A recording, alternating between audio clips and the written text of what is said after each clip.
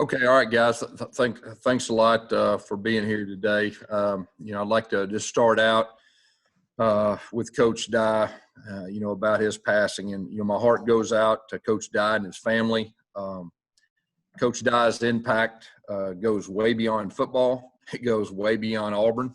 I really appreciate his friendship, his wisdom, his support. He always seemed to have the right words for me, no matter whether things are good or bad. He was always, there encouraging me, and that means a lot to me. He was like a father figure to his players.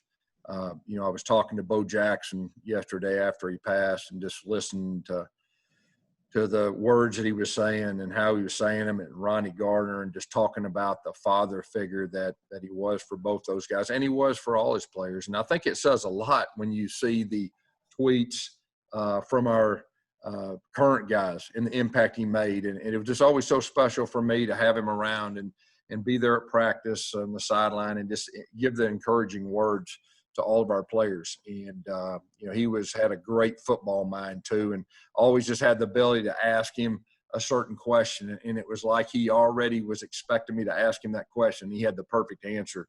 And I just really, that was really very special for me. And then you're talking about a guy that just loved Auburn, and that just always made a huge impact on me, and a great example for an Auburn man. And, we will continue to honor him, and he'll never be forgotten.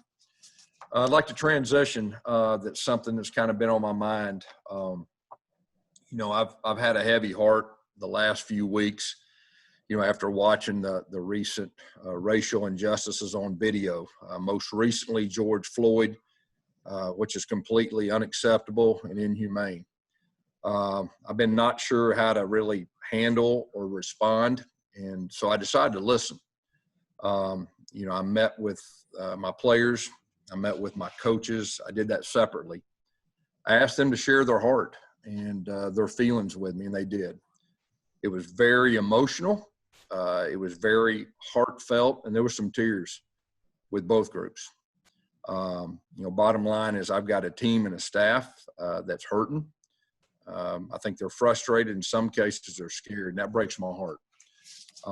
This has given me really a new perspective. I wish I would have asked deeper questions sooner or before. The thing about these are not just Auburn football players and coaches. They're part of the Auburn family, and we're here to help them be leaders for tomorrow. I told my team I'm committed to positive change as a leader.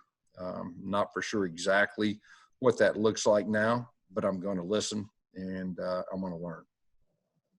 Questions? Gus, could you go over with the schedule on players getting back, getting tested, and then what they're going to be able to do in the short term? Yeah, so here's our plan, big picture. We're going to have our players arriving, or the majority of our players arriving Thursday evening. They are going to be tested, every one of them, the first thing Friday morning. We should get the results back within 24 hours.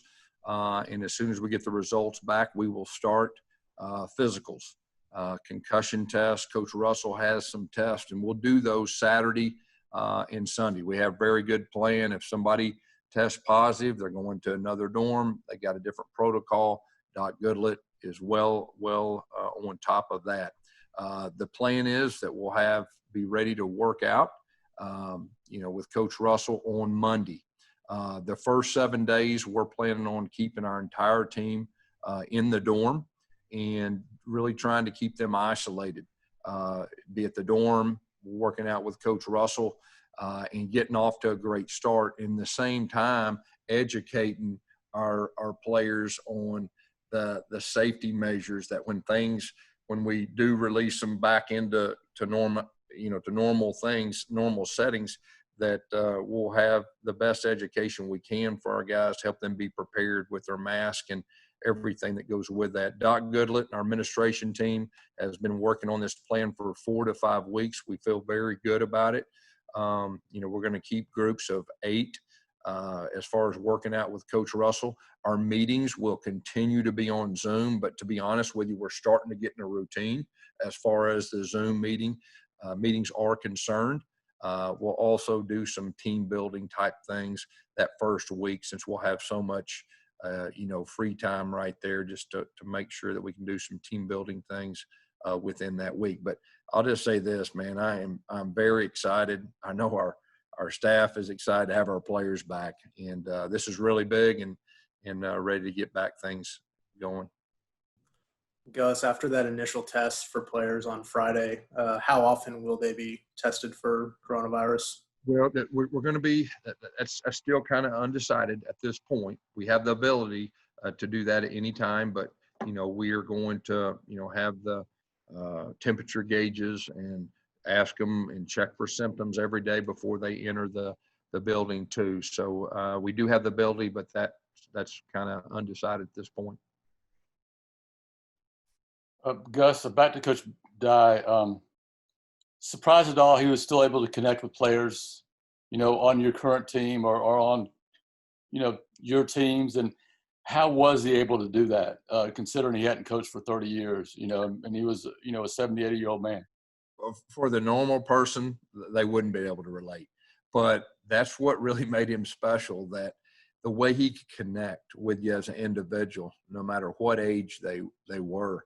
And whether it was a coach, whether it was a player from this past year's team or a player from his first team, here at Auburn, he had that ability. And like I said, he had wisdom. I'll just have great memories, not just when I was head coach, but when I was a coordinator. I may have met with him more when I was a coordinator, because he would come up and down the hallway, stick his head in and just talk. And, you got to understand, when I first got here, 2009, I mean, when Coach Dye walked in your office, I mean, that was a big deal. Like, wow, that's Pat Dye. And so he had the wow factor, and it took me a couple years to get to where I wasn't just in awe of him. But, he would always have wisdom, and, and he always had that ability to relate. And you mentioned he'd always have the right thing to say, whether it was a good time or a bad time. Is there anything you can recall specifically? Maybe it was a tough time for you, and he was able to help you or say something to you? Yeah, I just, as a coach, when you need people is when things are tough. And just going out to practice, which, he'd come to practice a lot, and I really enjoyed that. And I'd go over there and talk to him, and it just seems like he always had the right thing to say. Keep your head up. Hey, you're doing the right thing. We're close. Man, you got a good football team. Just those things that probably only head coach to head coach can truly understand exactly what to say. But, the encouragement was always there, and always consistent. And then, on the other end, after you'd win a big game, like after you win the Iron Bowl, I mean, like the words that he would just tell me one-on-one confidentially, it would make you feel very special. Gus, with the players coming back, a group of newcomers and even freshmen, will those guys kind of have separate kind of plans for them to ease them into things, or kind of everybody on the same schedule right now? Yeah, that's a good question. So we've got guys spread out on Thursday. We have all the newcomers for about a 3-hour window. Then we've got the older guys on 30-minute windows as far as that goes. And Coach Russell's going to do the same thing he's always done with the newcomers. They will be by themselves, though, a little bit slower. But I'm going to be honest with you, we hadn't seen our players in 10 or 11 weeks. So, we're going to be very slow. Coach Russell is well prepared to start building that foundation, not assuming anything. We've got extra ways to make sure our guys are hydrated. More than they normally would. So we're going to make sure and gradually bring our whole team along, but the freshmen will be separated like they always are until they get a really good foundation. Gus, you mentioned that if a player tests positive, they'll be isolated in a separate dorm. What other steps will be taken to not only ensure that player's safety, but the safety of the players that they may have been around, and any possible contact tracing from there? That's exactly right. So strategically, we got guys coming in at certain times, so we'll know who is around who. They're going to go to their rooms before they get back to the test. They're going to be with them and their roommate. We will have smaller groups, but Doc Goodlet's done a super job of making sure that if somebody tests positive, we will have a record of who's been around and who's in contact. Obviously, they'll be tested at the same time. So that should help. I think the challenge will be, as we move forward in trying to get back to some kind of normal, everything that goes with that. But we feel very good about our plan, especially the first 7 days. Gus, this is the invisible one, Philip.